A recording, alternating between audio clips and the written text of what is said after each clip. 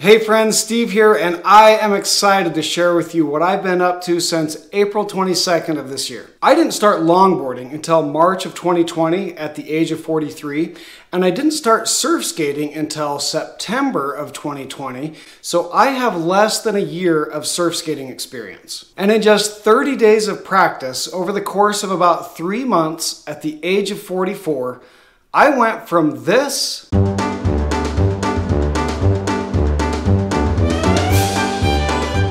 to this.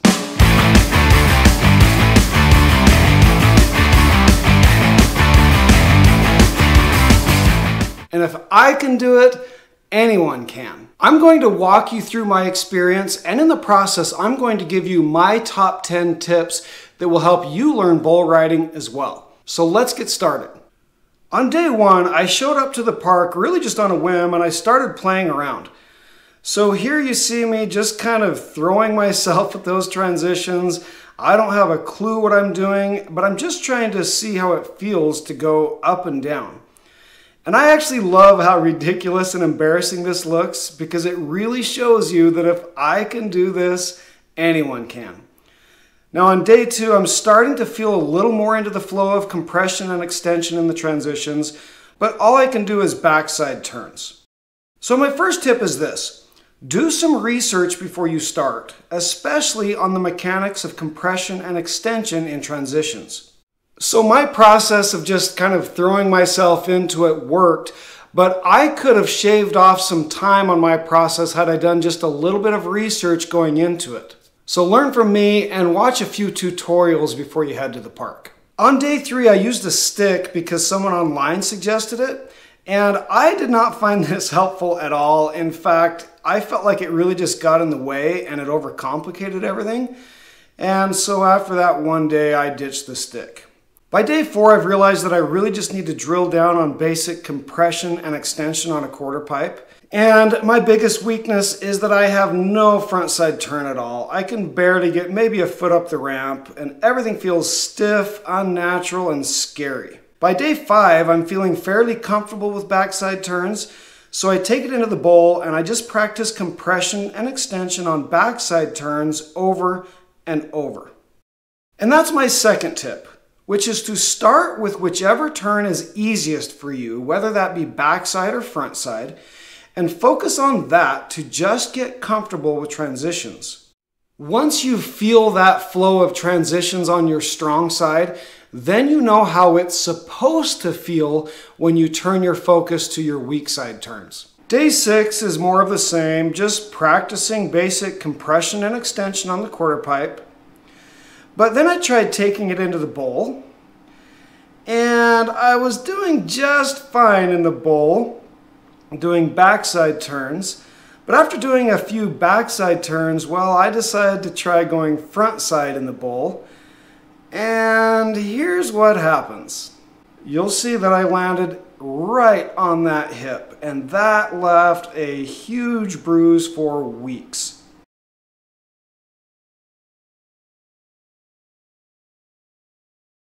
And that leads me to my third tip, which is always wear protective gear, including and especially hip pads. In fact, in the entire time that I've been practicing a bowl, the only thing that I've ever hurt is my hip. So don't forget your hip pads if you're riding a bowl. And the other thing I want you to notice about this fall is that I was riding the Yao Meraki truck and it hit a sharp transition and jackknifed. And so my next tip is start with a more stable surf skate truck, which to me that comes down to the Carver CX, the Slide, or the Carver C7. I'm going to be doing more videos on what equipment to use in the bowl, but just so you know, I tried the Smooth Star Thruster, the Yao Meraki, the Carver C7, the Slide, and the Carver CX in the bowl. And in my experience, I found the Carver CX to be by far the best for me in the bowl. Days 7 through 9 are more of the same, just practicing reps on the quarter pipe and then taking it into the bowl. Now you'll notice here that I'm using the Carver Green Room with C7 trucks after using my Soul Boardy with Meraki trucks for the first 6 days. And by this point, not only am I practicing transitions, but I'm also playing around with all my equipment, including the truck, the deck, and wheels, to dial in those variables. Because all of that stuff makes a very big difference in the bowl, and you will have a learning curve on that. Now you'll see here that I'm back to the sole boardie, but this time I'm using different wheels, and I'm still just practicing feeling the flow of compression and extension on those backside turns.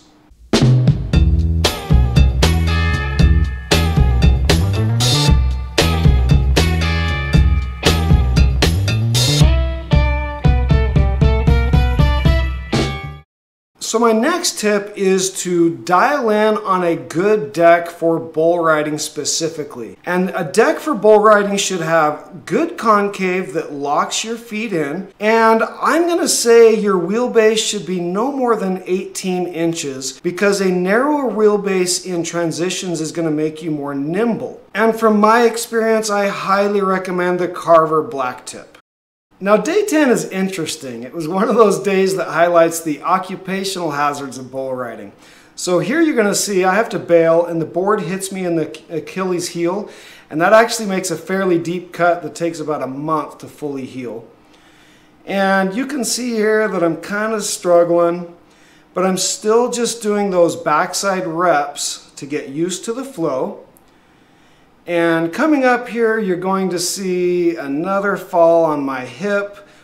And by this point, I actually am wearing hip pads, but I'm still bruised from that first wipeout, and so it hurts right there. And I want you to watch how slow I am getting up because I want to stress again to wear hip pads. Now, to top this day off, this was the first time that there were scooter kids at the park. And here you're going to see one of them rolls a scooter wheel into the bowl and I don't know it. So you can see me coming there in the background. I'm coming into the bowl and I don't see that wheel until I'm in it. And I have to bail and I just about wipe out on that wheel. So a bonus tip is to watch out for those damn scooter kids. By day 11, I'm feeling really confident with my backside turns in the bowl. My body is really getting used to the compression and extension of transitions and everything's flowing. I can stay in the bowl as long as I have energy and obviously as long as I stick to backside turns.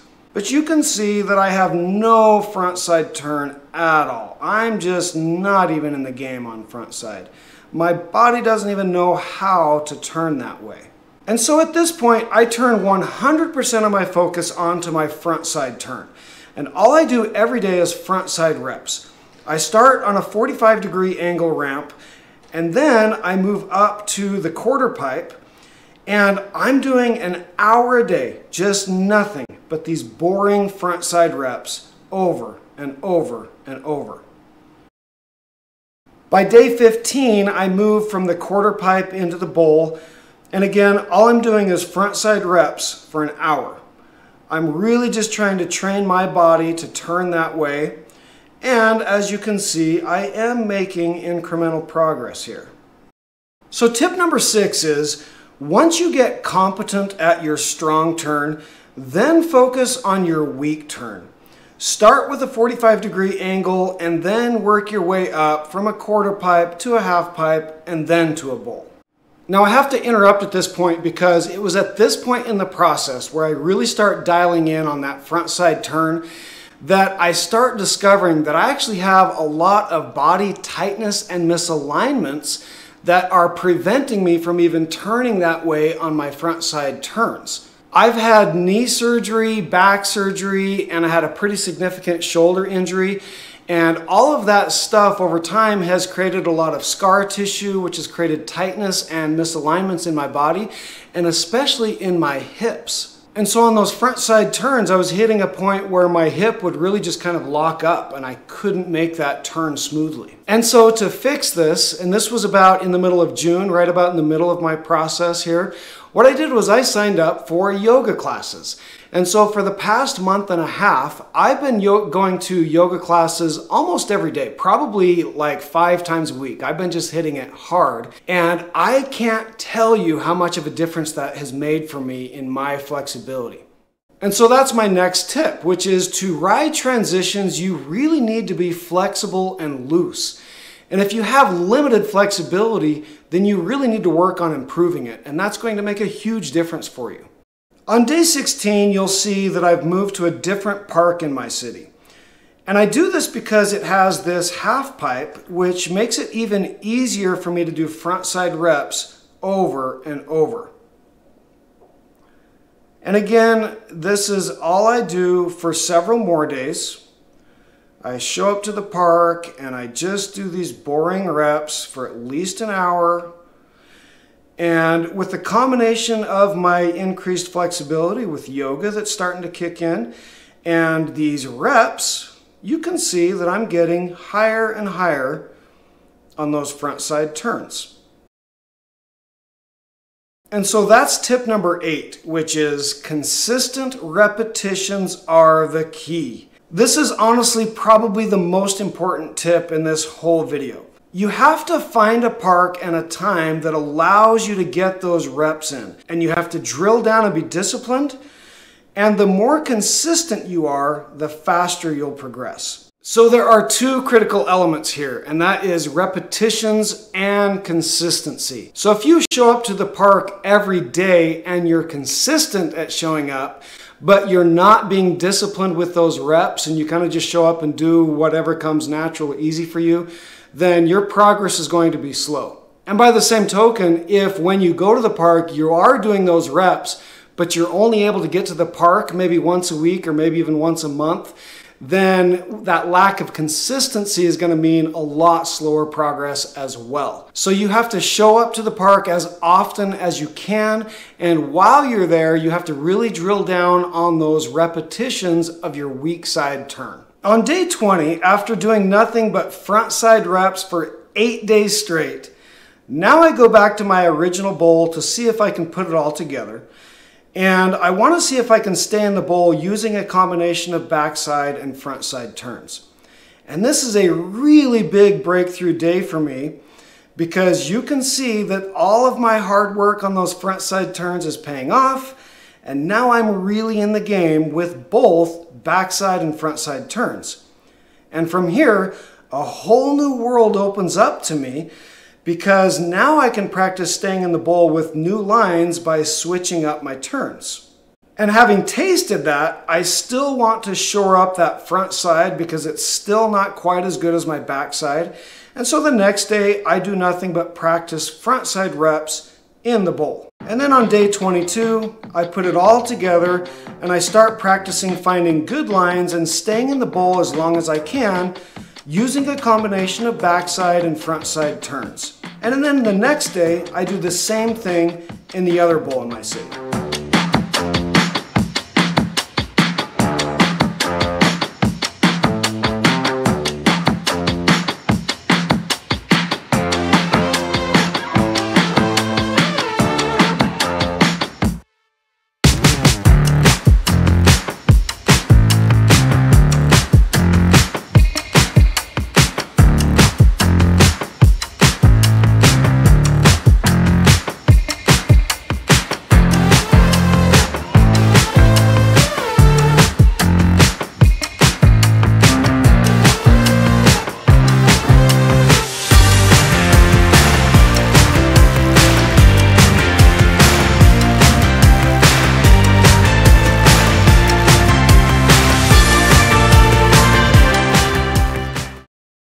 So tip number 9 is, once you're competent on your weak turn, then focus on finding your line. Then start getting creative with that process to find new lines.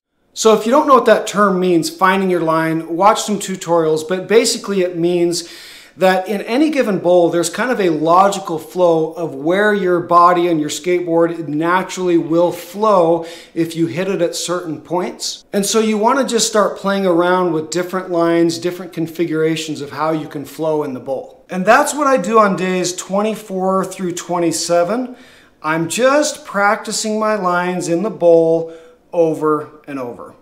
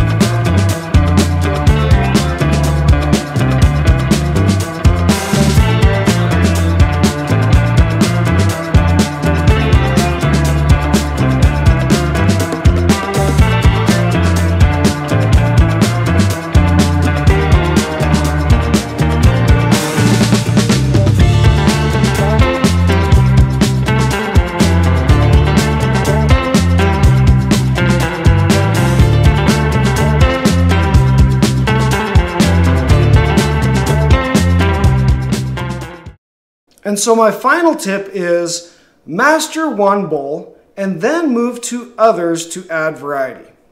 So I have just 2 parks in my area, and you can see how I went back and forth between them throughout this process. And at this point in the process, I've finished 27 days, which means I have 3 days left. And I've left these last 3 days for a road trip that I'm planning to California. And that's where I'm going to practice some new bowls to put everything I've been learning in my hometown bowls into practice. The first park I go to in California is in Temecula. Now, I actually don't even like this bowl. It's built more for bikes and scooters, and it's really hard to maintain speed. But I've come here for a reason, and that's because this is actually the very first bowl that I've ever ridden. In January on a road trip, I met a guy here by the name of Terry Newhouse who first inspired me to ride a bowl. And I've come here to give him a tribute, which you can see on that link on the screen. The next day I head to San Diego, where I ride the Pacific Highlands Ranch pump track. Now this obviously isn't a bowl, but it is transition riding, so I'm gonna count it.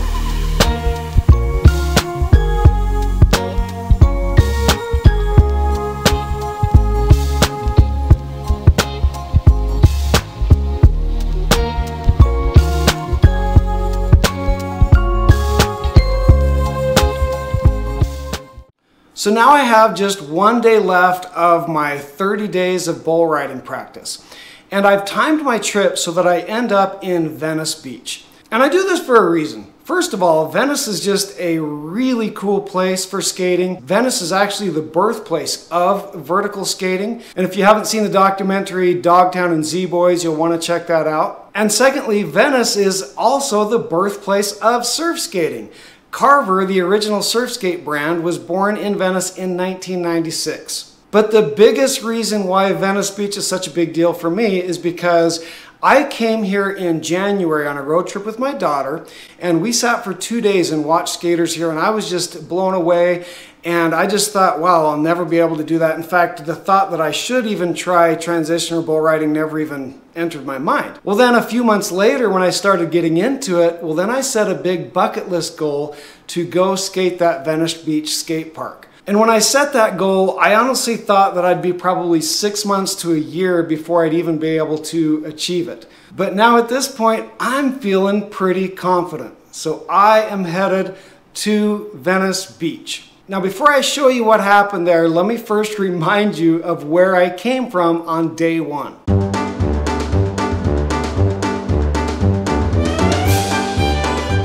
And now, after just 29 days of practice, watch what happens at Venice Beach.